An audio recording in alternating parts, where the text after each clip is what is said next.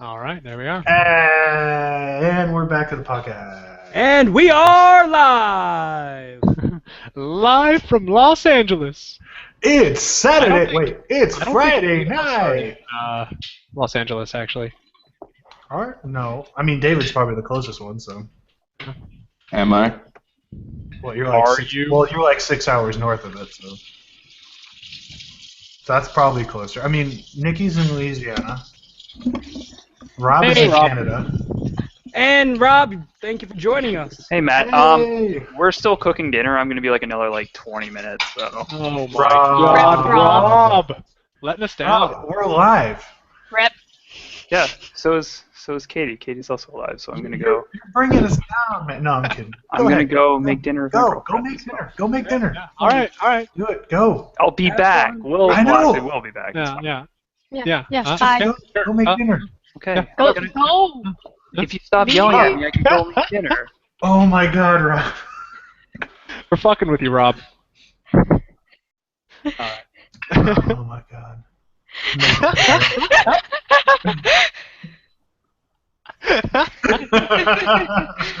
All right. Give him 10 points So- for that one. We're back. FriBox Podcast. Yep. And tonight we're talking about eSports and the rise of the evil empire of eSports. So, I don't know, there's a lot of topic to talk about there. So I guess I want to start this off with, what's everybody's experience here with esports? Like, what was your first experience with, say, like a tournament or a clan or a community or something like that that got you involved in it? So let's start with Paul. Okay. I have never been to a tournament or anything like that.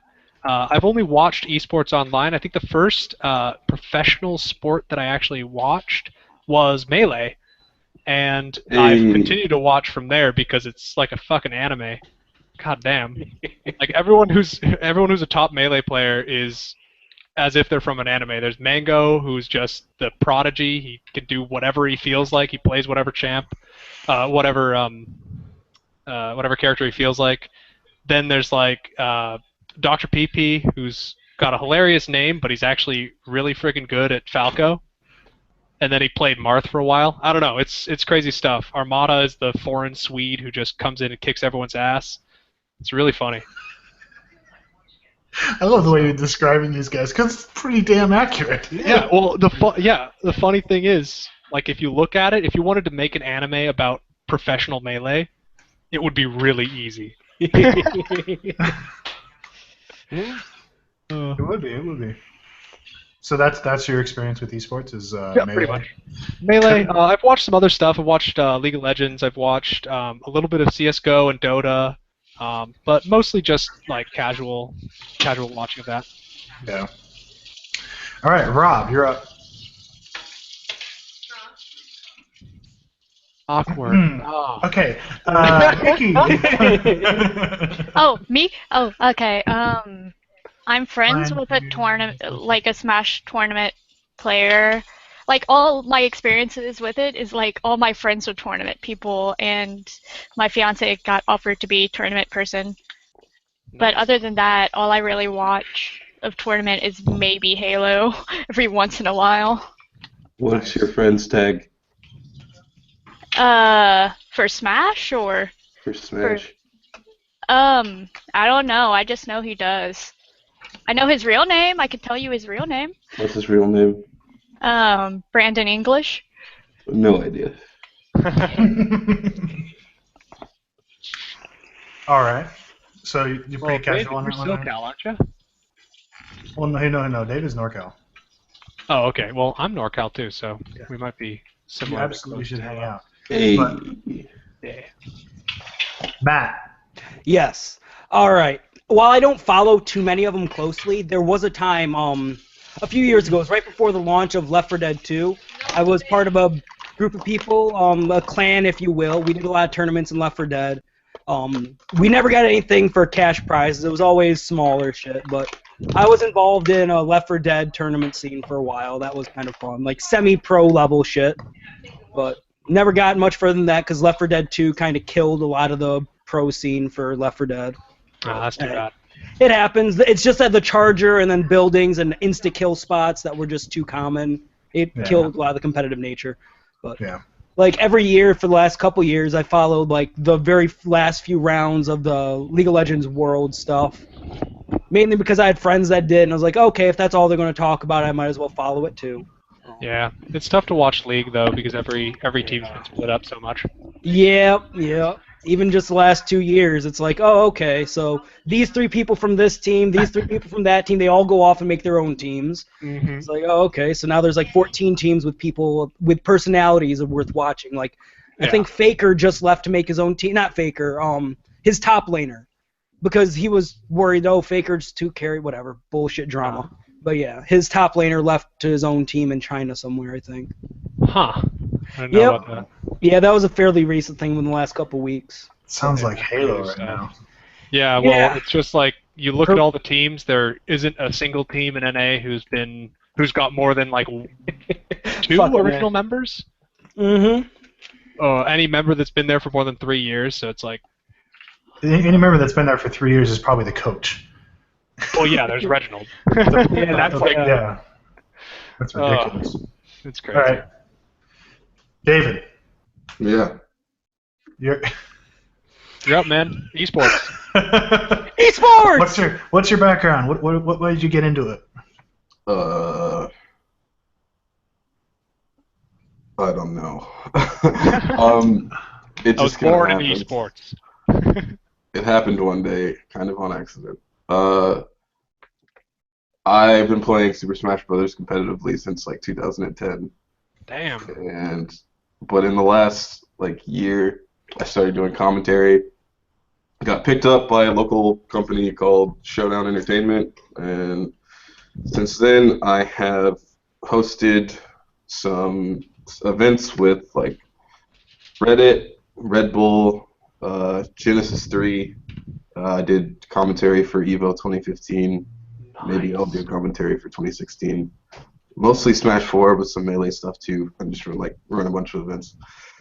So yeah, I e-sported up rather often in my job. Yeah. So I should be clear. David's the only professional person here. Yeah. Professional? Yeah. Well, I mean, You work for a take it company. very loosely. I can send you some links that'll change your mind. Eric's technically a professional, so.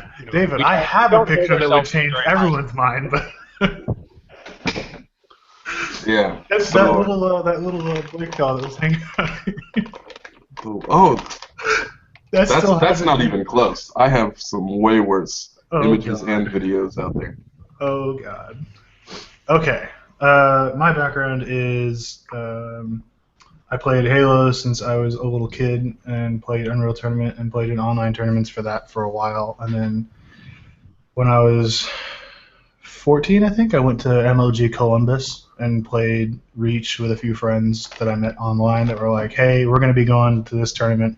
We want you to be our 4th. And so I went and played in that tournament. We got our asses kicked. Absolutely, we got destroyed. It was so bad. But it was fun, and ever since then, I've kind of like I've gotten into a lot of online tournaments, like stuff for game battles and stuff like that, and just tried to keep up. But like, I'm probably never going to be super competitive because number one, it kind of kills the fun for me. So yeah. I'd rather just play games with my friends and have a good time rather than get super stressed out and have to work really hard on getting good at a game. It's like kind of defeats the purpose for me.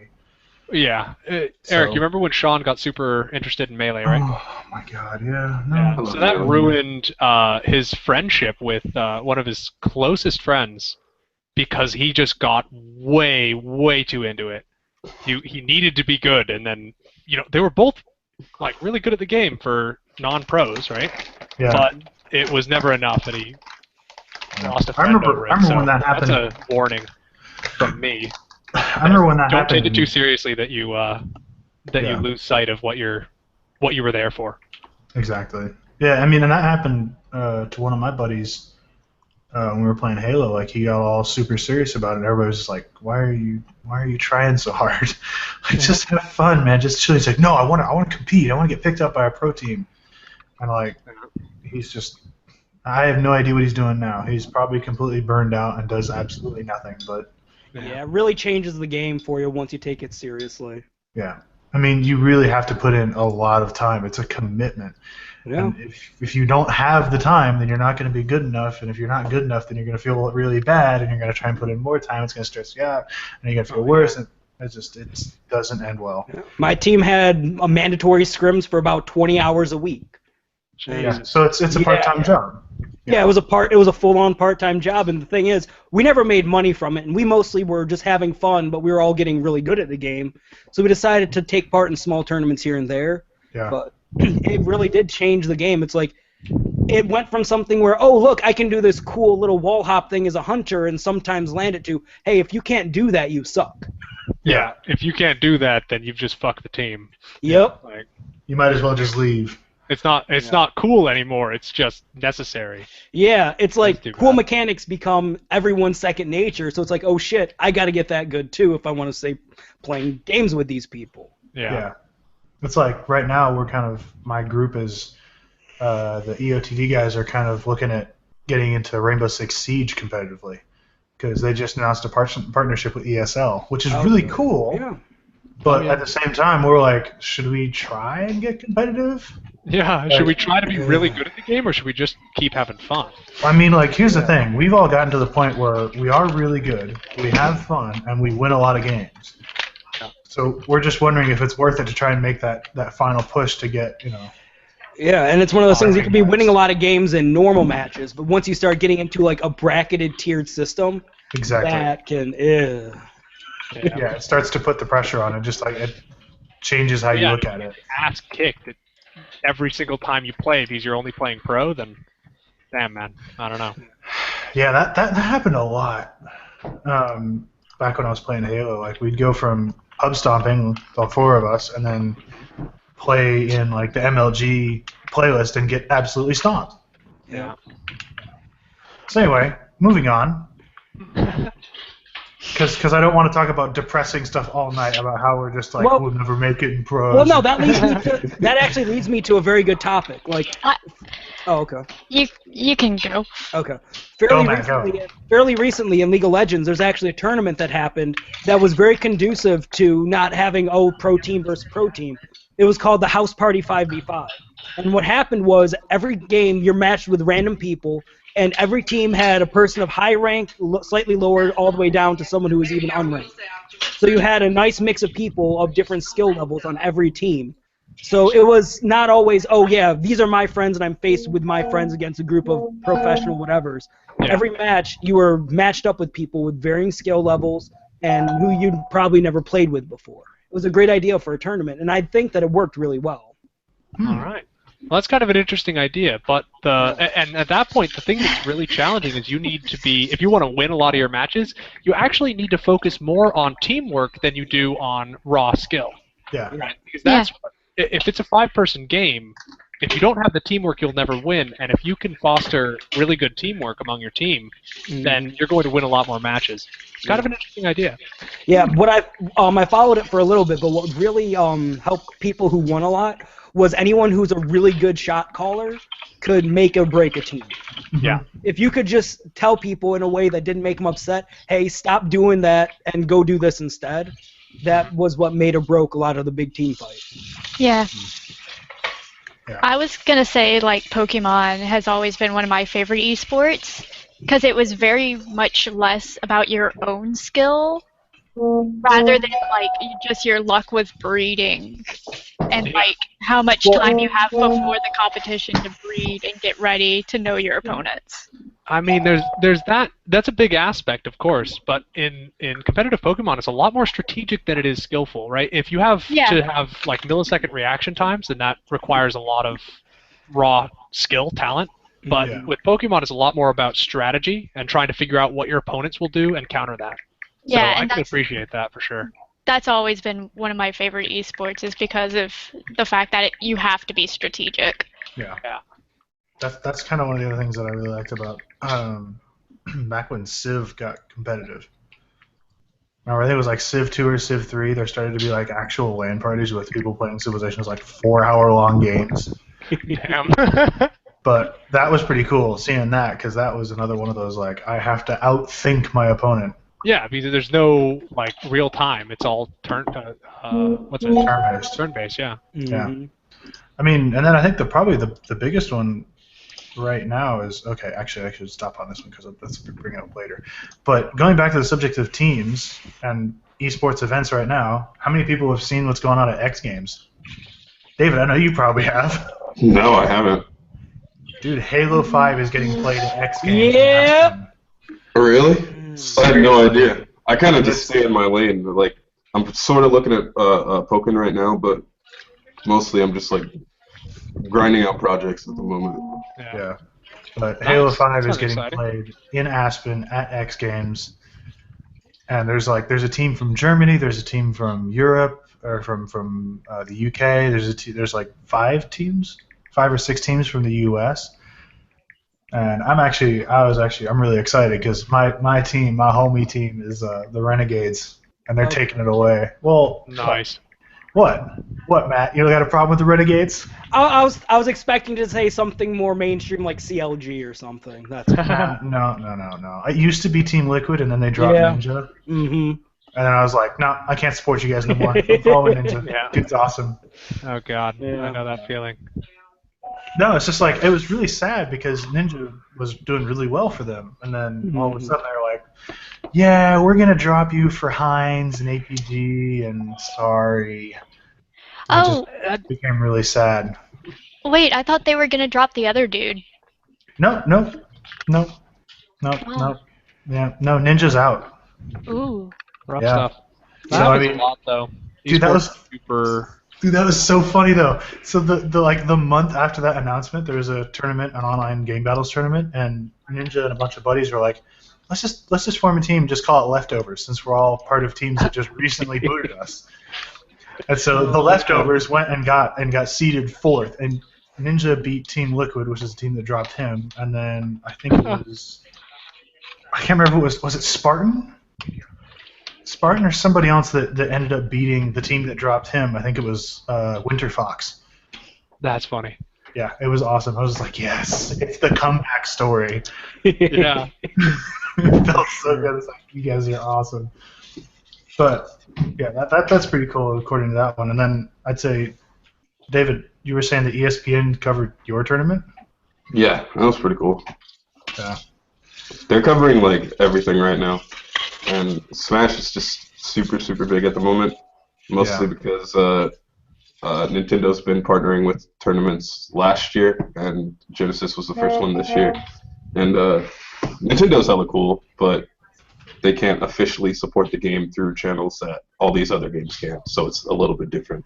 But since Smash has like stupidly large amounts of publicity, like in top 8 of Melee during Genesis 3, Mango, the top player that Zeus was talking about earlier, he was trending on Twitter. He was like in the top 3 on Damn. Twitter. So ESPN is like, super, super hot right now. ABC7 came to the Foundry Genesis week, and they were supposed to come last night, I think, to do stuff. So it's like real coverage is starting to happen. Legit. Yeah. It's really nice because the more coverage you get, the more you can kind of afford to run tournaments like that. Yeah. Well, it gives you broader reach. I mean, and have Well, you seen not only enough- that, it gives you the like advertising income that really drives the prizes up, and if the prizes go up, then the competition goes up, and then the skill of the players goes up. Tends to do that. Yeah. Yeah. It's kind of hard, though, because Smash is being so different is Smash doesn't generate its own money. Like, Nintendo doesn't make more money that ends up being moved over to us for the most part. Yeah. So a lot of it is the exposure transitioning to us being able to talk to like Asus and Red Bull and etc. and say, hey, give us money because obviously you can make a profit from the viewership. But it's not that bad, honestly. Like, Red Bull guys are cool. They really just like are a bunch of bros who have money and really like video games. So you're like, hey, I have this really good idea and I've planned it out extremely well. And they're like, hey, cool, let's give you some Red Bulls and a bunch of money. Let's go. So Yeah. it's pretty good. this year's going to be gigantic. A lot of stuff coming up. Yeah. I mean, do you think it's going to have a big effect on how esports is treated by, say, the mainstream media? Oh, easily. I mean, we broke through ESPN. That was the wall. Mm-hmm. ESPN was the wall. Like, you would go on ESPN middle of last year and hear about how esports is trash and XYZ, and it's not important because. And then people would come back with the figures of League of Legends Grand Finals, both on Twitch and sold-out stadiums, and how much viewership is in comparison to fucking Super Bowl, and that kind of shut everybody up. And then you end up with Melee being extremely widespread across the world, everybody watching, people at Twitch trying to push all of these esports. Like, that's a big thing that people either don't know about or haven't realized, is that Twitch is like, they hire people specifically for games to go, hey, how can we make it so that your game gets more viewership? They'll hire someone who is a top player, a top coach, like, you know, they got out of the game, but they're really in tune with their community, and they say, here, basically take all of this power to make your game and a bunch of tournaments for your game really popular on Twitch, then we'll like front page you every time your tournament happens, or etc. So it's expanding like crazy, and it's no longer weird to be into esports, and that's been a big draw as well. Like, just the public stigma has been really huge in the last 5-6 years. Mm-hmm. Yeah, because people have been like, oh, you know, you play games, like, what do you do? It's like, well, you know, I get online, I play games, and 10,000 people are watching me. What do you do? Yeah, you sit in office and make phone calls all day. That must suck, man. There's some cool things though. Like, I didn't meet her personally, but at Big House 5, which was a tournament in Michigan, in like August or September last year, there was a guy, one of my friends, walking around, and he saw an old lady, and like an old lady, and he walked up to her and was like, "Oh, are you here to like take your grandkids to come play?" Or blah blah blah. And I swear to God, this is what he told me. He's a reliable source, so it must be true. She said to him, "No, I actually just travel around the U.S. to watch these tournaments live because I used to see them online, and I saw how excited everybody was. So I just go to tournaments for different games for like their big events to watch." And she's like 70, 80 years old or something. Like, the walls have been broken down. It's really exciting because all age groups, all different types of people. Yeah. For sure, that's really awesome. Paul, are you breathing into your mic, by the way? I might be. Because I know. It's swapped to your screen because you activated the sound barrier. I was like, So I know there's a couple of Nintendo fans here. How do y'all feel about Splatoon maybe becoming actually competitive and actually becoming one of those esport type stuff? I feel like Splatoon is in a bit of a weird place because the online experience of playing the game, as far as I've seen, I haven't played it that much, but the online experience is a little bit, it feels like it's cut off at the knees because of the fact that you don't have any considerable way to communicate with your team. So it's a little bit difficult. When it becomes, if and when it becomes an esport, I think it'll be more interesting as an esport than a game, which is sort of the opposite of a lot of other games. I can see that. Yeah, It's well, a really popular game. yeah, well, I know one popular way, which is the way my friend and I do it. We actually go into squad battles, but we are sitting there over Skype talking Mm-hmm. Yeah, and doing like planning that way. That's Okay. definitely a great way to do it because then you have, I guess, kind of the best of both worlds. You get to communicate with your team and play a fun game at the same time. I don't know. It's just that the fact that the public multiplayer seemed to be a little bit reticent, I don't know. That didn't hit me so well from an impression standpoint. Yeah. So, Look, Bay's here. yo, Katie, what's up? Hi. Hey, okay, go ahead, David. I talked to Bill Trinan about this a couple months ago because he came through to the Foundry, and he was saying that they actually really, really want to push it at esport, but one of the things that I don't like about Splatoon, well, actually I should say the Wii U in general, is he said their plan was to just LAN a bunch of systems together because everyone needs their own system to play. So, but because it's going to be actually supported by Nintendo, like Nintendo run tournaments, they'll have like facilities and internet and everything that'll be able to accommodate. But it still sucks because then you're not. How are you really going to do like scrims online, stuff like that? Like really get some good practice and stuff when it's like everyone has to be at their individual homes, and then when you come to an actual tournament, you're all next to each other. Like there's no way to replicate that exact environment. But you know, I know a couple teams in NorCal. They just like hop on like Discord and they play and stuff. But it just sucks that you need so many systems to be able to play multiplayer. Definitely. Now, I had that experience. I was playing, it was Borderlands, back when that was... Oh my Borderlands god. 1.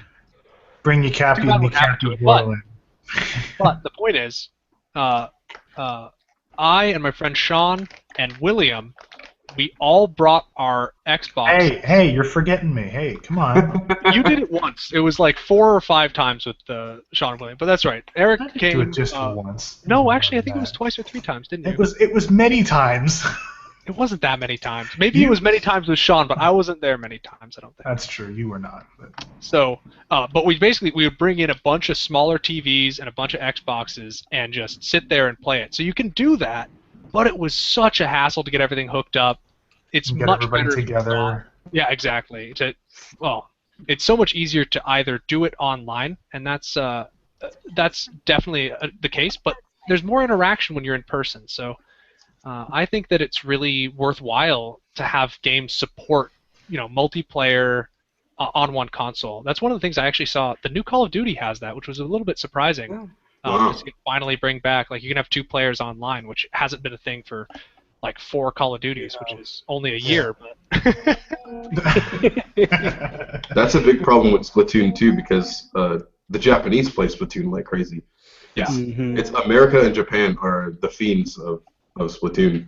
Oh, yeah. But whenever there's a Japanese Splatfest, my friend, he runs a Splatoon crew called ITI in the Ink, and he's always talking about, Splatoon, but he's also a smasher, so we talk a lot. And the connection is terrible. It doesn't matter, how much LAN you have. Like, you could have 16 plugs and wires into your Wii U, but it's not going to help anything. Yeah. So it's really hard for that competition to exist. Like, if Splatoon's going to be successful, it's going to have to be a circuit, and there's going to have to be people like flown out, and there's going to have to be a lot more money on the line. But Nintendo's rolling in the dough, so if they want to do it, they'll do it. Yeah, that's true. And if they're ever hurting for money, they just need to, reboot one of their old franchises for a month. Oh my god. Or come out with 3 versions of the same game. Mm-hmm. And, sell out of the bundle. I don't know, man. I don't think that's necessary. They can just sell more amiibos. Oh, God. That's true. I forgot about I hate those I will things, man. still buy Pokemon no matter how old I get. Pokemon's fine. I hate the like Fire Emblem things that they're doing. Oh no, Fire Emblem is so sad. The new Fire Emblem Fates, where there's one version where it's like, okay, you choose this part of your family line. There's the other version where you choose this part of the family line. There's a third version where it's like, here are basically deleted scenes and extras, but it's like, oh, here's just extra content. And then there's a bundle where you buy all of them, but of course the bundle sold out very quickly because you had to pre-order it on a certain day, where it's like it comes out at 3:17 in the morning, and so. Man, that sucks. How does that make any sense? A lot of locked out content. Nintendo. Yeah, Nintendo knows how to milk us. It's just they milk us with generally really good content, so it's worth. But well, except for Legends of Hyrule or something like that. The Dynasty Warriors knockoff. Yeah. Well, I mean, to be fair, if you really like Dynasty Warriors, then you like that. But it didn't seem like it was good to put the Legend of Zelda name on it. That's one of the things that I find kind of disappointing with Nintendo. A lot of the times they'll put a franchise name just to drive sales. Yeah. And that seems kind of exploitative. Oh yeah. They're all about it. Yeah. But they're still making enough money because we're still buying enough of it. Yeah. Yeah. Well, I haven't bought a Nintendo game in a long time personally, but I haven't bought a Nintendo game really ever. Dude, Pokemon Y. there are a few. No, I'm a I got Pokemon Red as a gift and Pokemon Gold as a gift, and those are the only games that I ever owned that were Nintendo. Play Emerald. Not even one of the Zelda Link games. Nope. Oh No, wow. no. I Emerald? played like 2 of them at somebody else's house, and I Okay. never. Xenoblade never made- Chronicles X. Amazing game. Is it Totally actually? It Okay. actually is. It actually is amazing. I bought that for my little Mario. brother for his Christmas Come on, present. me. Super Mario Maker's pretty fun. No, I'd no, love no. to see that go That's go pro. That was also cheating, though. That was completely cheating to make Super Mario Maker.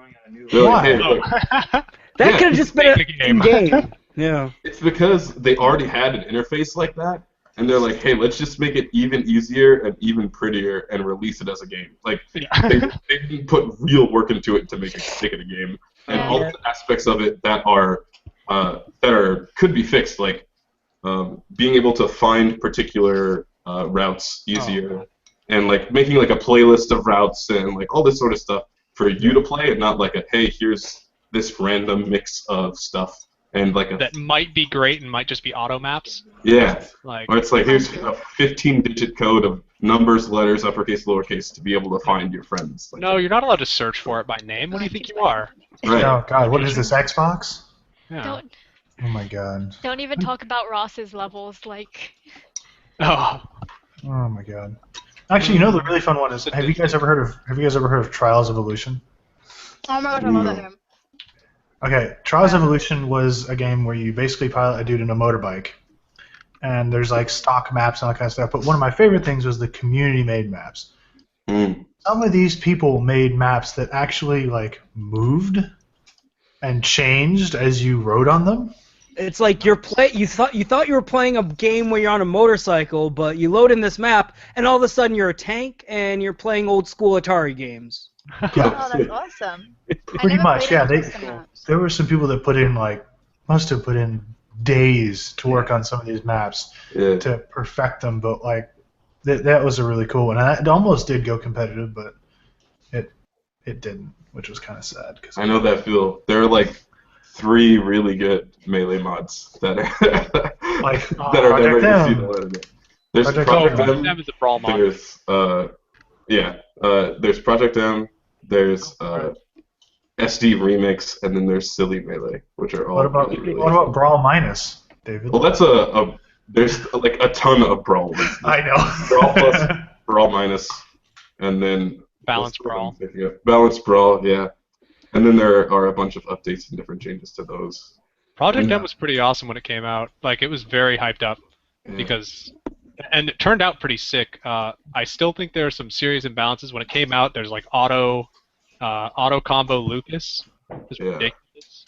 But Yeah. I'm not good enough to combo anyway, so I can't really. okay, so I lied. I figured out the one game I really want to see competitive that will never happen. hmm It's What is Mario Party. Oh, You oh are a my sadistic Too much person. RNG. You have friends? Like, One can be No, competitive Mario because of Party is how you RNG, then lose so every can Mario friend. Party. Am I right? No, Mario Party is how you lose friends. It really I think is. Too much Steve, to be RNG, honest, needs like a professional scene. Like, have you seen those mini games? Like, Yes, Hammer Slammer. Oh, oh no. gorgeous. So bad. just put all the Halo teams into Mario Party. No, No. they'd commit suicide. Oh man, that would be great though. Imagine the commentators. Like, oh my god, he got an 8! He stole the star! He stole the star! If you like do it? listening Is to he gonna British do it? people He did it! poker, You know Oh, what? they're like, oh, he's I wanna. pocket This aces. is, this is something else I want to talk about. In this is what I want. Oh my God, Rob. So this is something I did want to bring up though, especially to you because you have experience in this. But what do you think the role of commentators are in building a gaming community? Because as much as hold on, as much of an effect as the players have and people who run the teams and that kind of thing, but there's a lot of power that commentators have because they see so much of the game. Where's my gun? So, Okay. Okay. Quick question. How do you feel about Sky Williams doing the Reddit tournaments? Sky Which tournament? The Reddit Smash Brothers tournament. Sky Williams.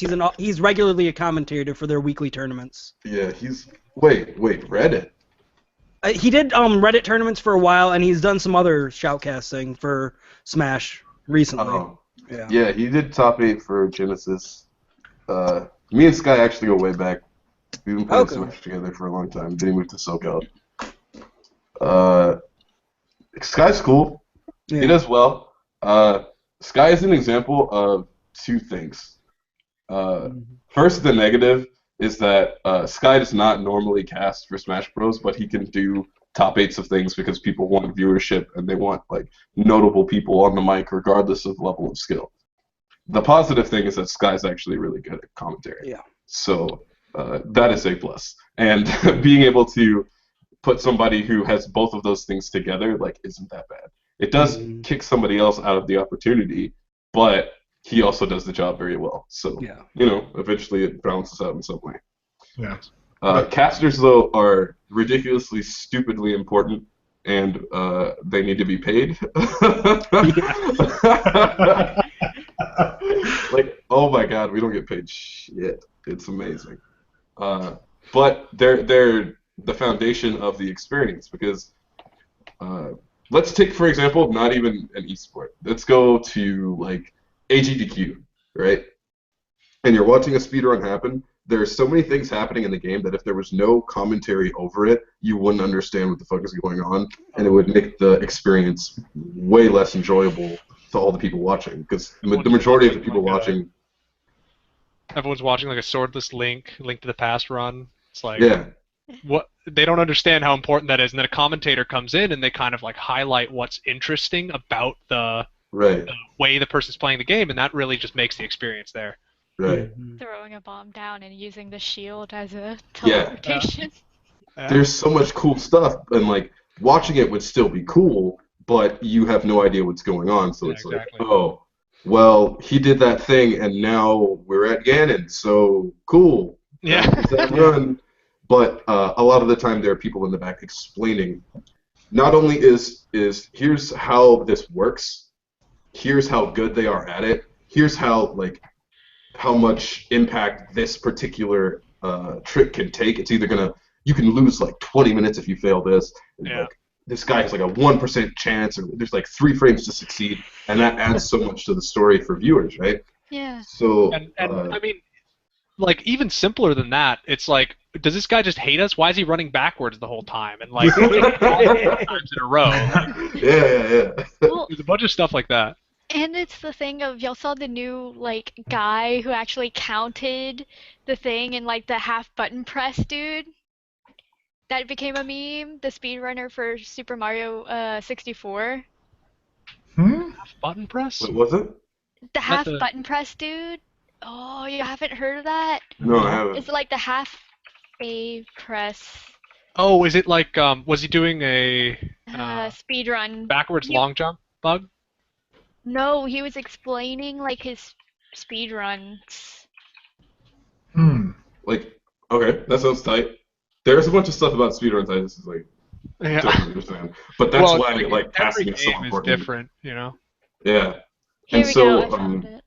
being able to explain what's going on and bring not only like storylines to what's going on, like the reason that people love Melee so much isn't just because the game is fucking godlike and we have the best 6 players to represent the game in all these different styles, but the documentary came out that was like, here's the background, here's the storyline. It doesn't matter about the game nearly as much. It's about this is the history and this is what's led up to this pinnacle moment, and everyone constantly feels like they're in that pinnacle moment.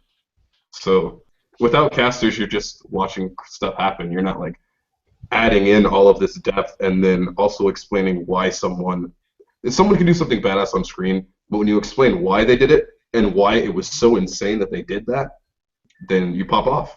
That's all we want you to do. Is just like Well, and there's more than that. I mean, there's also, like, at least in Melee, the hype is real. Like, if you've got your commentators getting really hyped over it, then even when you're just watching a stream, you get really hyped yourself. You know? Yeah. So It's wild. It's a whole experience. Yeah. That's crazy. I mean, that's one of the things. Like, for me, one of the really cool things about watching.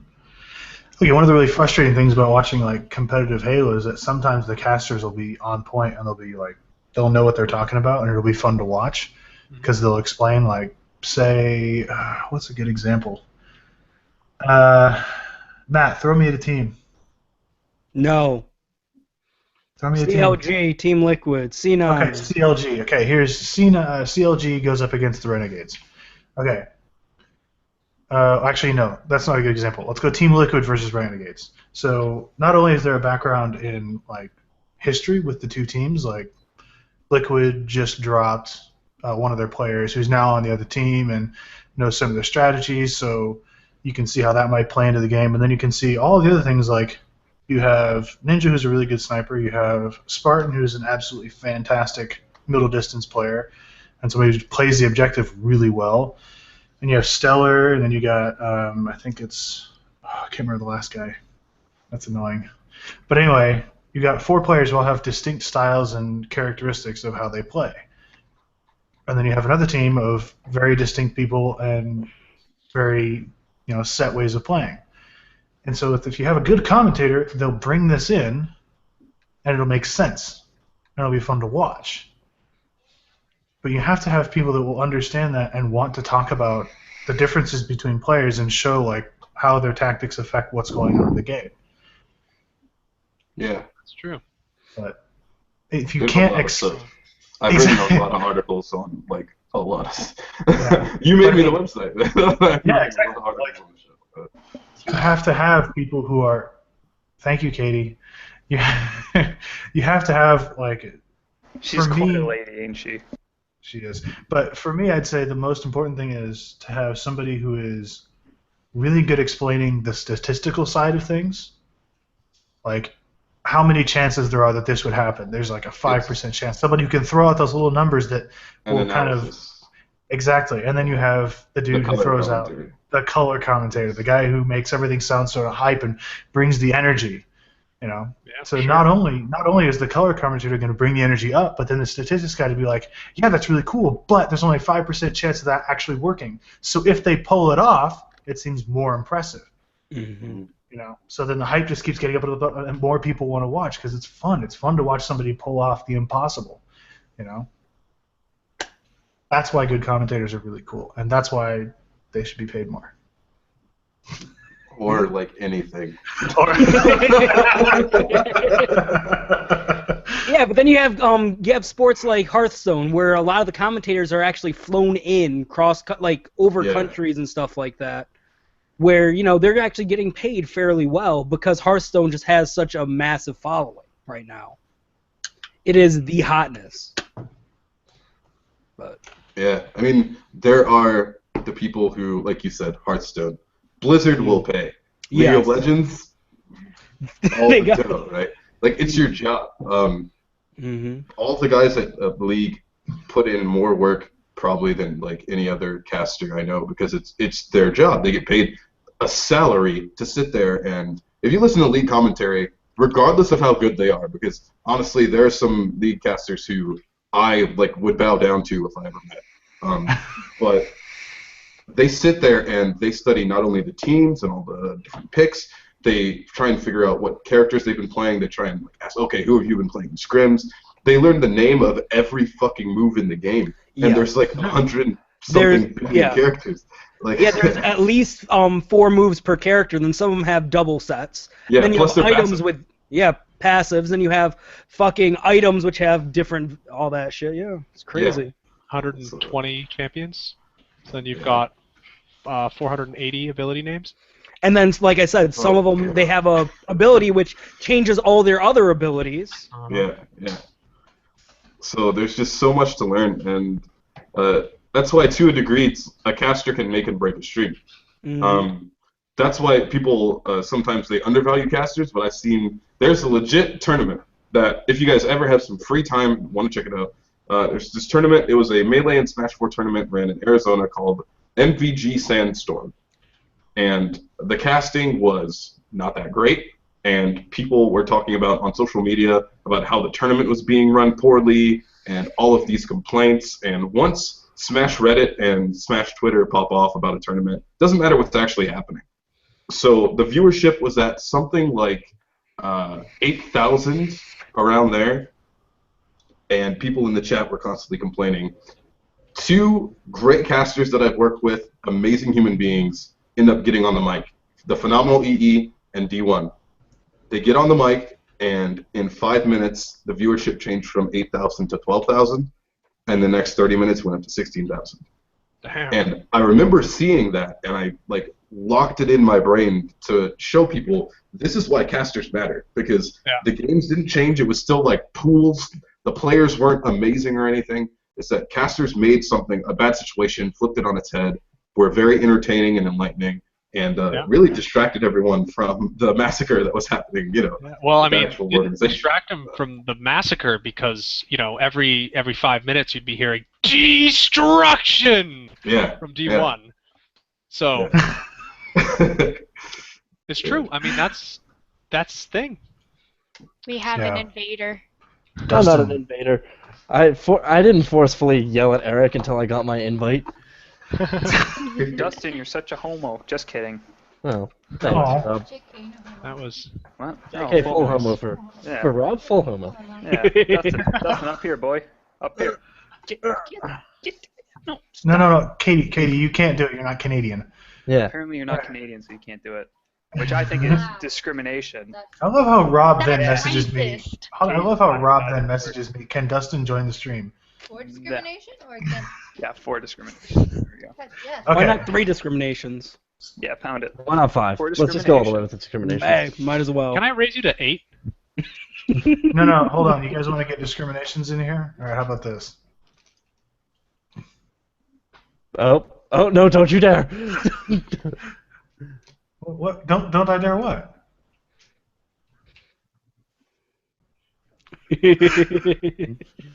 Oh, she's the Canadian band. The Canadian band. I'm sorry. See, when you mute me, you mute Katie too. Oh. Yeah. No, Paul, please. Please no draw. Oh no. Paul, I'm turning draw. No, Oh, come on, that'd be fine. No. But all we're going to Alright. draw is dicks. So. Yeah, I know. That's the Hey, problem. look, I am tasteful. I only draw ridiculous mustaches. So I mean, dick can be a ridiculous mustache if you draw it I don't right. know what they're talking about. It's a You've just enlightened me. ridiculous mustache. Or not. You've changed the way I think ridiculous, about right? mustaches. yeah, this is what we were talking about. All right, so Speaking of shoutcasters, I definitely think commentators are extremely important because, if you've been watching professional sports for your entire life, like I have, you know that when you don't hear any of the commentators, it's boring as fuck. Yes. On the flip side of that, if you have Like, really man. shitty commentators, I'm not going to name any names of hockey teams, it is the worst. It is just, It's like watching a yeah. Have you ever watched a Washington Capital stream or Washington Capital feed from a hockey game? Their commentators are fucking hilarious. And just everything they say is just so funny, and it's borderline offensive to the other team, but nobody cares. It's just hilarious. Yeah, they're just fucking around. So it's like having the robot chicken guys on your team making fun of the other team. Yeah. It's just borderline. It's not quite bad enough to get pulled off the air, but it's just about there.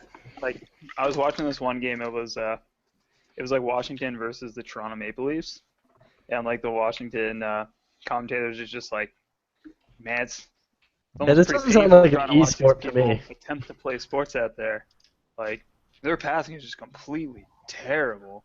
They're just ripping apart the Toronto Maple Leafs. The slow National kangaroo. No one was supposed to Katie, mention you're it. trying too hard. No one was supposed to mention it. I don't know what's going on with Nikki. The though. Wallaby, yeah. Nikki's okay? She's laughing. At what? Nikki's dying? I don't know. Let me unmute her in here. Nikki, don't die. No, I had Alright. muted myself Why? because I found a post on Tumblr. Okay, I'm muting you again. No one cares. Oh man. I'm sorry, Nikki. Sorry. She's gonna punch me as soon as I see her again. Katie, I spent all morning making this kangaroo. Did Did you? she break it? Now you're gonna break off the arm. How great. dare you, Katie? I mean, that's the part you're supposed to eat. Unacceptable. The arm? You Ass. don't eat She the- calls me an ass. Come on. Do you eat the arm? Okay. I'll eat it if you need it. Okay. So back to the topic at hand. Running. Back to topic. See, I see why you didn't want me, because as soon as I came in, it all went to shit. Well, I'm sorry, Dustin. It just happens whenever you join a podcast. Really? Listen, I wanted to be on topic for this. I was gonna be like, I love StarCraft 2 esports, they're the best, Oh, and shit, man. the showcasting there is just amazing. Yeah. I'm sorry, I'll sit. That's yeah. You know the one thing. So how many guys you saw Siege Day? That's gonna put me back into it. Nope. No. Fucking Anybody else seen Siege Day? Yeah, I was about to do that too, Dustin. Yeah, I got you. All right. Got So- it. Sitting there fucking playing with Legos. So Siege Day was there were Rainbow Six Siege was still in beta, and what they did is Ubisoft said, "Hey, let's have all of our people go out and go to these big events like PAX Prime, RTX, the GameStop convention." I saw the one at RTX. Yeah, Oh so yeah, you saw. that's right. The RTX ones. Yeah, so they went to RTX and they said, "Hey, play this game mode that we've got out, and what we want you to do is whoever gets the highest score gets to get flown to LA, and they'll play in the Siege games, which is every team from the other big events like PAX and all the other events will come out and play against you, and you'll play on Twitch and you'll play on YouTube, and it'll be like in front of like 5,000 people in this little stadium." It was really cool idea. So my buddy Zach, we actually met him, me, Frank. Yay. Yeah, no, me, Frank, and a few other dudes were hanging out online chatting, and we were talking to Zach, who was right behind us, and him and his buddies were saying like, "Oh yeah, we're at the top right now," and then like as he said that and points up, he got knocked off the top. Oh. He was just like, "Oh, that ain't gonna fly. We're going in there." They went in there again, and they took it back, and then they got knocked off again, and they took it back, and so at the end of RTX, they went in for one last time to see if they could to keep this, just to make sure they were at the top, because they're at the top Little right extra there. padding. Exactly. So they went and raised their score, I think by like 500 points or something. It was like 12,000. Mm-hmm. It was just ridiculously high. And so at the end of it, they walk out and they're doing the thing, and then the last team is playing. And it's the one team that had the potential to knock them off. And there's a video of this, and I'll post it. I'll post it in the I feel like description. you get really sad. No. They were standing there just like, we're waiting on the score from the last team. And they hand him a mic. And the dude comes over and just kind of leans into the mic, pulls over and goes, "You guys won." Oh. They just lost their minds. Oh, I'd lose my shit. I'd be like, what the hell? Why do you have to do it like that? Like, he said it in such a quiet way. He's like, "You guys won." Oh my god! And it's like David saying, they're like, "Yes!" So they went to LA and played in the Siege games, and I'll be totally honest, I watched every single match that they were in as soon as it came on, and they steamrolled every single team they went up against until the last game on the main stage. They won 3 rounds right in a row, just destroyed them. Wow, that's crazy, Eric. Yeah, and then they lost 4 in a row. Wow, that's Ooh. embarrassing, Eric. Like I actually called Zach like before the match. I'm like, "Dude, you got this. Just stay confident, stay calm, keep doing what you're doing." And they just Choke choked themselves. Fumbled it. so Oh. hard. God, And I called him after. I was like, "Dude, I'm so sorry." He's like, "No, it's good. You know what? That's okay. We had a really great experience. Had a really awesome time out here." And I was like, "That's a good way of looking at it. That's really what people positive." say when they're dying on the inside. From Yeah. To be fair, That's what losers say. To I don't know. make I don't themselves know. feel better. You got second. That's still good. Yeah, Well, and you got Second blown is out. first. Lose. If you Yeah. got blown out, you got You skunked. didn't get second. You lost first. Yeah, haven't you watched Ricky No. Bobby? No, but dude, he got flown out to LA for free, got a nice hotel, got food and drinks paid for, and he got to meet all the Funhouse guys, all the Achievement Hunter guys, and a bunch of other people just because he was there. Right. So like for him, I'm pretty sure just like meeting the Rooster Teeth guys was probably the highlight of that whole week. Yeah. But still, it was pretty awesome. Could have been better. Could have been first if they hadn't fucked up. But no, Yeah, I still give him shit about that. He dorped the ball on that one.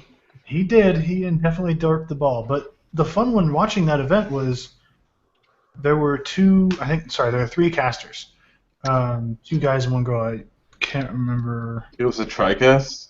It was a TriCast, which there that's- was two that's guys and awesome. one. It was two guys and one girl, and like Golden Boy was one of them. I don't know if you guys have ever heard of him. I've certainly never heard of him.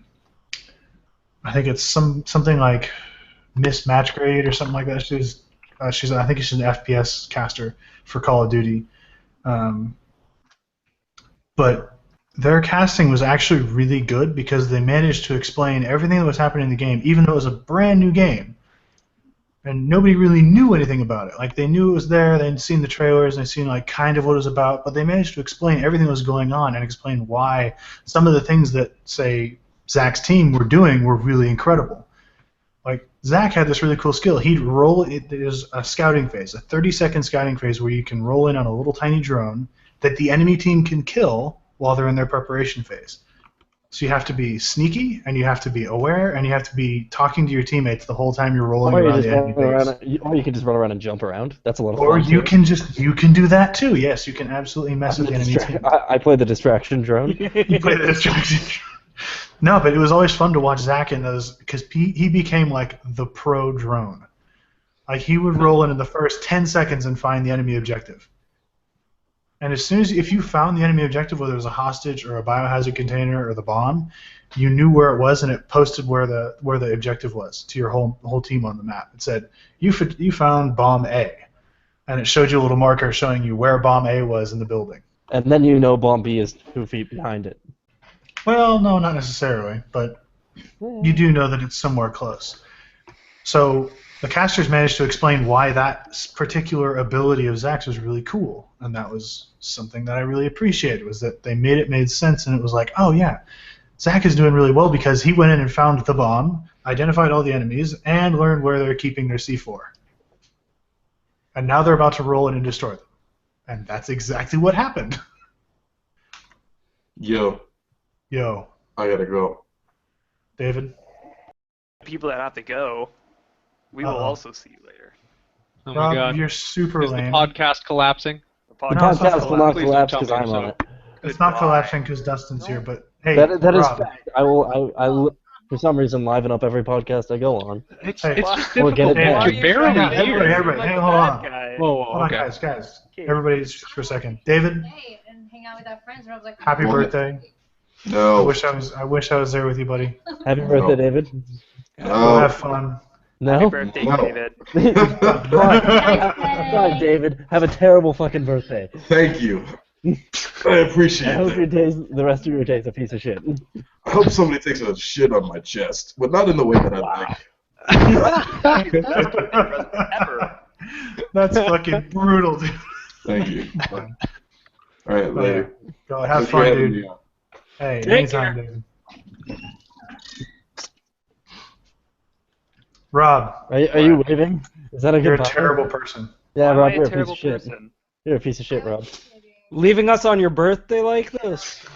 Yeah, Eric, seriously. if you flew all the way from Australia to come see me, I would do anything for you. Really? Australia, huh? So we have to fly to Australia first and then come fly to see Yeah, you. he's got to fly from Texas. Well, no, hold on. Rob, are you excited about 2017? I'm more excited about right now. I'm sure. Ask Katie. Katie, are you hyped for 2017 yet? Are you hyped for 2017? What about 2017?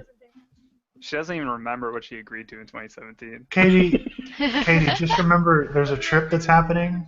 There's a trip that's going oh, on. Japan. Yeah, Hey, there she you go. remembers. Yeah, man. Yeah, it's gonna be awesome. Anyway, Yeah. guys, go have fun. 2016. We will. Rob, go have fun. Oh Go wait, to I'm permission with to y'all go on have that fun. trip. Bye. Yeah. Go do illicit things, Rob. What? That's not what's gonna happen at all. Eric. Like beer and stuff. Yeah, exactly. Please. What do you That's think not I a- was talking about? You Other said illicit illicit things. things. What, like? Oh, come on. Ah, Or did you mean explicit? I mean, this album is rated explicit. Oh yeah. God. I mean, if we had a rating for this podcast, I'm pretty sure It would be pretty explicit, yeah. Pretty Probably- fucking explicit. It'd probably be rated RO. Oh. Yeah. Rob only. No. Retards only. Oh, Alright, no need to be a cunt. come on, About our Rob. viewers that You don't way. want to make Tumblr mad. Oh, I'm Tumblr's triggered, gonna be I'm pissed triggered. already. I'm triggered. Okay, Tumblr's gonna be guys. mad about it no matter He's what. been live You can't not Tumblring make this Tumblr mad. entire time. What? No, I'm talking to my fiance. Antisocial. Oh. All right, Yeah. Rob, Katie. Yeah, we're gonna go watch the big fat quiz of everything. The what? The big fat quiz of Is everything. that what the kids are calling it these days? Yeah, we're gonna YouTube and chill. I'll send you some videos to watch, Rob, that you'll have fun with. Okay. Send Eric's them gonna that send me fun half videos to watch. button press video I sent But you. only for me though. No, don't send her that. No, send them that. It's No. It's because you don't watch Corn Paint. it's the most amazing thing you'll ever watch. No, it isn't. It is. Okay. All right, Rob, Katie. Oh, Rob, fuck. Katie. Go have fun, guys. We will. All right. All right, goodbye. Peace out. Bye. Yep. Katie's- Take care. Bye. See? Bye. Bye. Look, you got Nikki to unmute her mic, and then she's muted again. Yeah, exactly. And we're gone. Bye-bye. All right. Take care. Bye. So, Yeah, Dustin, no one I could see breathe that because you're really like 2 fast. seconds per frame right now. Oh, that's the worst. Yeah. Maybe I should turn off Twitch. Alright, let's just get rid of all those. Yeah, turn off Alright, Twitch. that Turn would off probably do everything it. else that's sucking up I your mean- bandwidth right now. I was watching some F&M, so, yeah. Yeah. Some F&M. Friday You Night mean you Magic. can't have Twitch, Oh, Skype, nice. Listen, Facebook, this all open at once? Well, no, that's Listen, I'm in because the his north. internet is about 3 up and 2 down. Don't ask me what kind of 3. Because 3 up. Okay. Don't ask me what 3 and 2 are, but Their numbers or letters. I forget.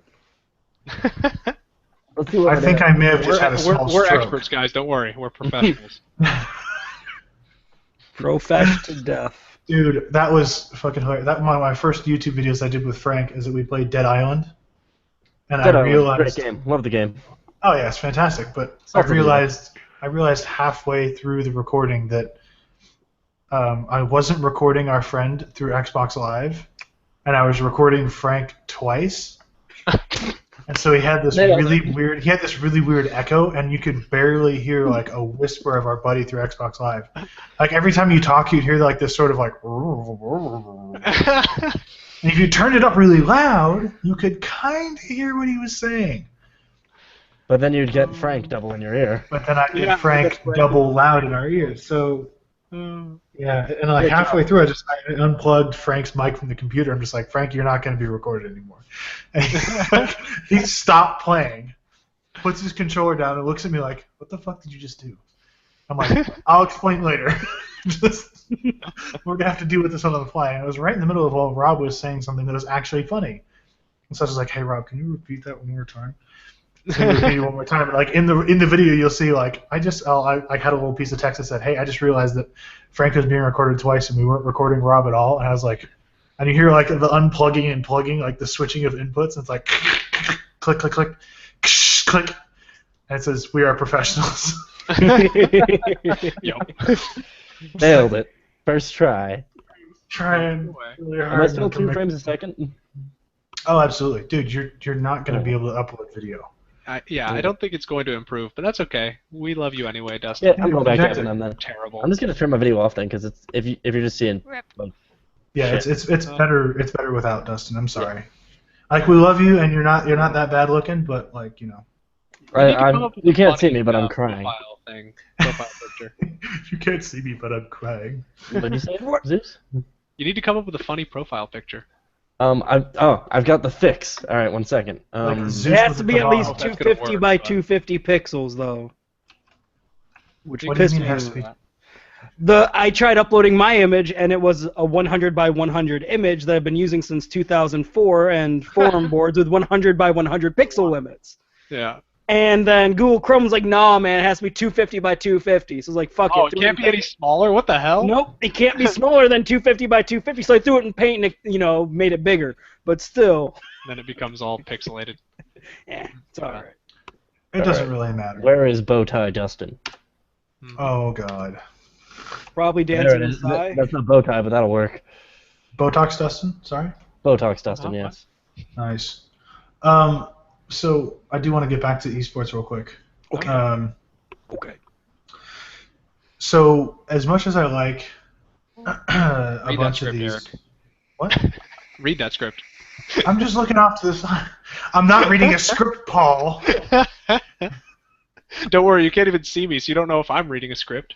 Well, I know you're not because you don't. Paul's write reading a scripts. script about I'm not looking into reading a the script. camera either, so technically I could also be reading a script. Yeah, you're right. It's not a script. It's just like note cards about what I can respond to Eric with, how I can mess with him. He's like one of those really old computers where you had to do punch cards. Bye, I just Dustin. eat it. So he just I just Rip eat note Dustin. cards and then fuck with Eric. no, Dustin's fine. Dustin, your Google Plus thing won't take effect for a few minutes. Okay. That's really I tried. It takes a while. That You can was one of post my a biggest picture in problems. group chat. Yeah. Oh God, please, just do it through Skype. Oh, I've started down the rabbit hole, haven't I? Please don't put things in the group chat, guys. Please. It was All right, my but fault. let's So- actually get back to the topic. So when Right, it so- changes my picture and it's all boobs, Well, well, Then I'm just gonna have to turn your camera back on, so we'll have something to look at besides whatever you decide to make your picture. all right. Well, it's not that bad. Okay, so, oh my God. What is your favorite esport? Like, what's your favorite one to watch, spectate? It's Well- it's got to be Halo for me. yeah, Obviously. we've already covered this at the beginning of the stream, but Dustin, since you're new here, since you came in halfway through, you should totally tell us what your favorite esport is. StarCraft Exactly. 2. Oh yeah, okay, you did come out with that. Yeah. StarCraft Yeah, 2 is awesome. I love it. When you get the day 9 streaming, it's Oh the best. man. Yeah, Day Day nine Day Nine. nine is is Hearthstone now. hilarious. So He's sad. mainly Hearthstone, but still. I mean, Mondays were the best. Does he even do rip the daily. Rip the day. No, he doesn't do dailies anymore. Oh my god. It's all So- about that Hearthstone gold. Oh, Paul, I got a thing for you to watch. Oh man. I will send it Husky's to you. pretty great though. I love Mhm. Husky. I don't know if he still does stuff. I haven't been watching StarCraft 2 forever. So I heard Smite is pretty cool too. Smite. I haven't watched. I've played Smite. Smite's fun, but I haven't watched like a stream. Yeah. I've watched Josh from Rooster Teeth stream Smite, and it's pretty great. He's- Like yeah. he's amazing. It's Like, a he pretty and his cool game. friends. Well, Josh is just fun to watch in general, though.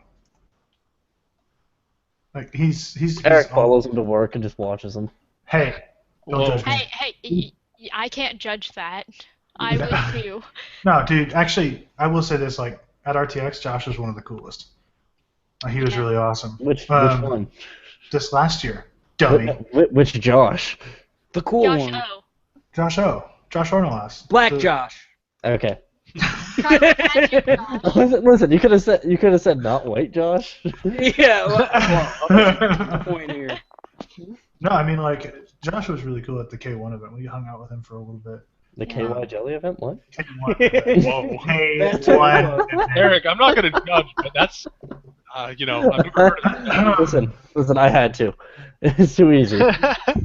I only mentioned it because he's streaming right now. I don't know what he's streaming, but Well, because it's Friday night and sometimes you got nothing better to do but live stream. Like, look at us. well, I'm about to Wow, do that at that's like painful. later, like at 10. I'm not gonna do because I can't. I cannot upload, so I'm I not gonna just play stream. games alone and cry. Dude. Paul. Yeah, yeah. Paul. You're never online. You're never online.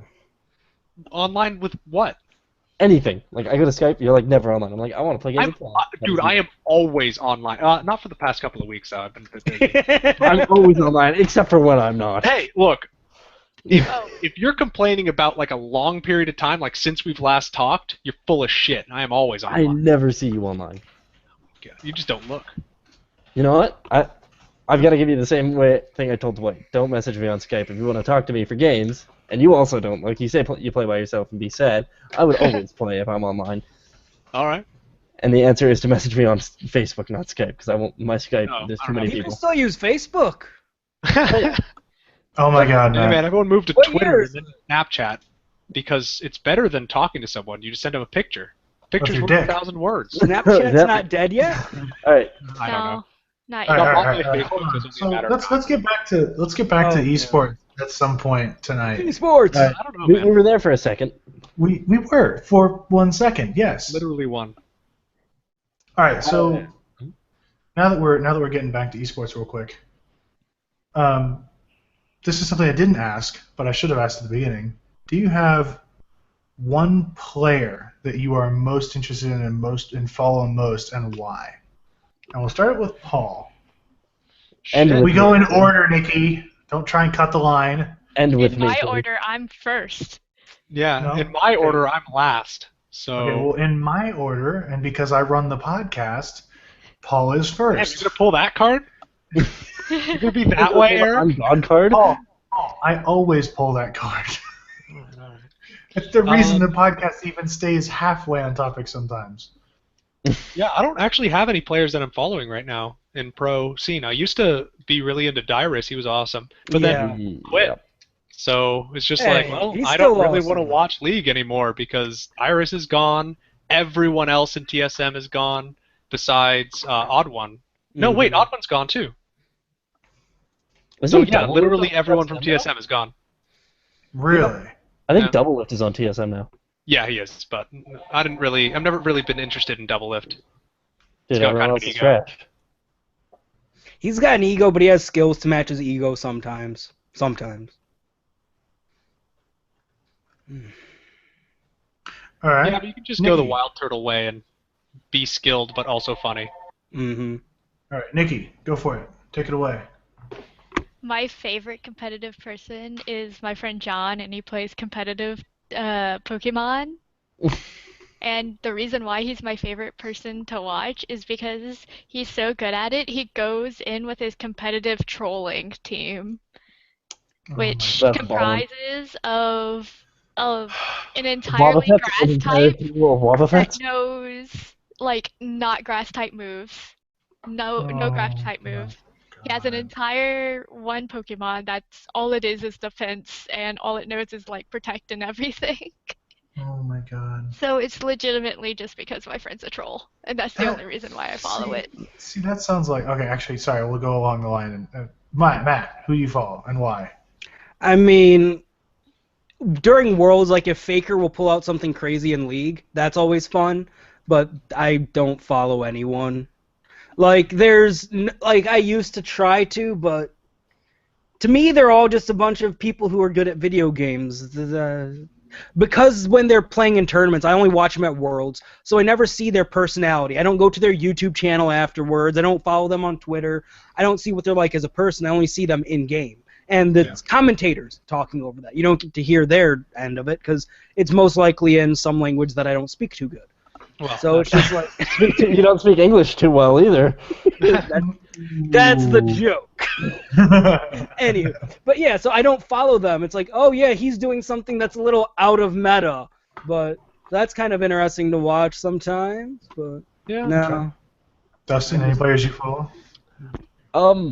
So for esports, I don't follow too much. Like so not really. I watch Worlds every once in a while. Like the last time I fully watched an entire season of Worlds for League of Legends, it was like season 2. that was an interesting season though. Dude, TPA and Stan Lee. Oh man. Yep. Okay. So, no, you don't follow anybody then? Not really. My go-to for like streams for high-level games is LSV, who's a pro Magic player. Gotcha. Okay. And I don't really man, consider represent. Yeah, there you go. Pardon? Magic the Gathering. Oh yeah. Dude, Paul, do you remember when we played Magic? Yes. How many years ago was that? Oh, many. I played Magic every day this week except for It's like yesterday. 7 years ago we played Magic. Yeah, my God, it's been a long Oh my time. god. I still I- have freshman year. I still have my all defenders Jace the Mind Sculptor deck. Oh my Paul, god. Paul. I have Yes. a plan. After this, we Uh-huh. hop on deck on tapped out, build our decks, play. I can't do it after this. I've got dinner You're a plans, bitch. but You're a bitch. later. Shut Ping me up. on Skype or Dwight. Steam or something. Dwight, did you go eat Sorry, dinner? Dustin. Dustin, Jesus. Hang on, take another drink. It'll make more sense. That'll Oh. help. All right, Eric. Now you're on the hot seat. There you Who's go. your player? Ninja. All right. I've That been was easy. following. I've been following Ninja since he got famous in Reach. All right. Nice. It's been incredible ever since then. It's awesome to watch him play because he switches between two roles. He goes from being the master strategist and shot caller to being the just absolute balls to the wall insane player who just pulls off ridiculous shit. And he'll switch between those roles like in from one game to another. Like they'll play game one and he'll be like calling shots, be like, all right guys, you go top yellow or something like that, or just call out the whole map and tell people where to go, here to go to here, go to here, go to here. And then other times he'll basically be like, all right, I need you to be the shot caller of this game. I'm gonna go get the sniper rifle and ruin their day, and he will. He'll go pick up the sniper rifle and just absolutely destroy everybody. Like it's hilarious to watch him just go from, you know what, I'm gonna be the calm, cool, collected Well, he's not calm, cool, or collected at all. He gets really into it, but like he's fun to watch because he's got this energy to him. It's just like, you go here, you do this, stay with me, watch my back, cover this objective, go get the sniper rifle, make sure we get overshield, all that kind of shit. And especially since Halo 5 has come out and it's really improved the balance of how teams play off against each other, it kind of goes back to like the Halo 2, Halo 3 days where map control and power weapon control and power up control are the most important things. Like you need to control this area of the map because it's got the best like attack and defensive positions, and you need to control these power ups because on this map they're super effective, and you need to control these power ups because if you get the shotgun and active camo, you have one player who's unstoppable. Mm-hmm. Who went from being a minor nuisance to 4 people to being a major problem to all 4 of those people. And being someone they can't see and they won't see coming, and they all of a sudden just drops half your team. And in Major League play, if you lose 2 players, that means it's a 2-on-4 match for 5 seconds. And in that 5 seconds, an objective gets taken, a flag gets stolen and halfway across the map, or you lose the other 2 players because there's now a 4-on-2. Yep.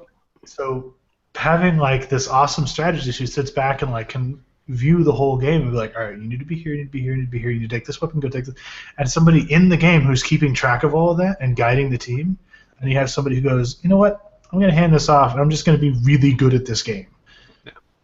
Now, Eric, I'm going to have to roll you back a little bit on that one because you said for a whole 5 seconds it's 2-on-4. It's way more than that.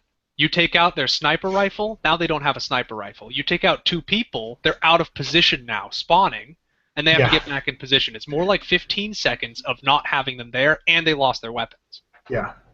So it's pretty huge to lose 2 players. Yeah.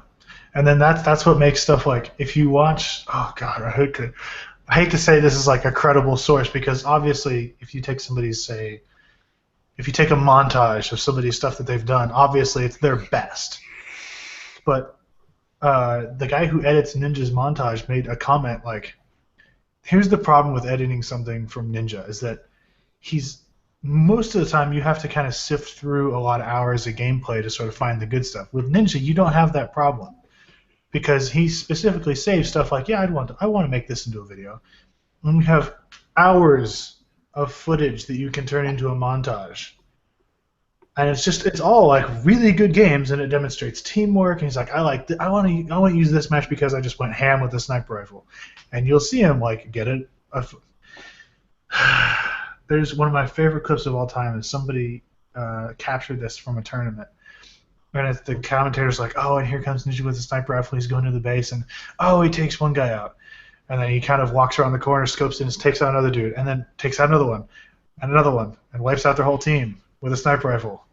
And reloads and does it again. Meanwhile, his team is running the flag across the map. It's like, but he just eliminated everybody. This isn't fair. Anyway, I'm gonna wax eloquent about Ninja because the dude's awesome. Anyway, moving on. Yeah, for sure. I guess we're all bored now. No, I started well, watching I Magic. kind of need to leave soon, but I'm a little tired. You're Yeah. tired? Yeah. I'm the Matthew. important thing, I guess, to take away from that, I would say, is that just like we were talking earlier about how casters are so important, so too are the personalities in the game. If you've Yeah. got someone who's really got this great personality and you really connect with how they play and how they do what they do, then you get much more invested in the game. You get much more interested in watching because you're really interested in the person, not just in the gameplay. Yeah. Like, actually, I did end up meeting Ninja at Columbus a long time ago, and he was really awesome. And so that's part of the reason, like, he's fun to watch on stream, and he's always got cool stuff on his YouTube, and he's a really nice guy. So that's why I like following the dude. Really enjoying that vape tonight, huh, Matt? Yeah, We get it, you vape. yeah, that's what I do. Just spray it at the camera next time. Oh, okay, fine. All right. So Well, I'm gonna anyway. have to sign off. So I'll see you. right. Paul, Hmm? you still down for PoE tomorrow? Yeah, for sure. Yes. Oh shit, I'll join in tomorrow too. Fuck yeah. Be All online. right, so I think I'll We're call gonna it. play. If we can get 6 people, we're all gonna play Conduit and go self-cast discharge. All right, so before you leave, Paul, I'm actually going to close the podcast real quick. So, Yeah.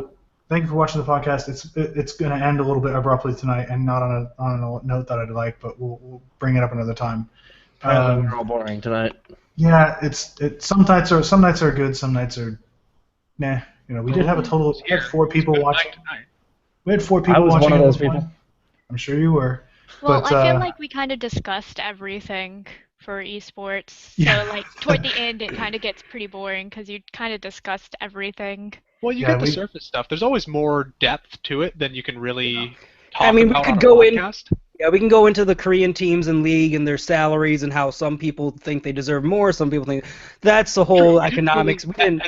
And that's kind Yeah. of an interesting point because Eric's had experience with MLG, and that's sort of a point to make is how you get involved, how hard it is to make a living in esports, and that didn't really get addressed here. But that's okay. Yeah, okay. I'll just I mean- real quick. I'll just say that for most players, it's years of time Mhm. just to get in, and once you're in, it's another year or even 2 of getting nothing. Yeah, it's a full-time For- job that doesn't pay. Exactly, I for a mean- long time. We kind of got into that with David. Yeah, Yeah. a little bit, Mhm. but we didn't really get too deep into it. Yeah. And I like to do this sort of podcast again, but sort of with a more focused attitude. So we'll talk about it more. Focused We'll talk attitude about- in our group doesn't really mesh. Hey, No. look, we've We had that dabbled. anime Just podcast. Yeah, we had the anime podcast that pretty focused, although not on the part I'd like. Again. Wait. There was the other anime podcast. That was pretty focused. That was the end of the year podcast. That was pretty Not the one I'm talking about. Not the anime podcast he's talking about. No, I'm Anyway, saying the end of the year one was pretty good. that was a really good podcast. That was really fun. So anyway, moving on, guys. I'm going to close the podcast. Before you leave, Paul, signing off for the night. Thank you for watching. Take care, everyone. Bye. All right, see ya. Chicken chow mein. Racist.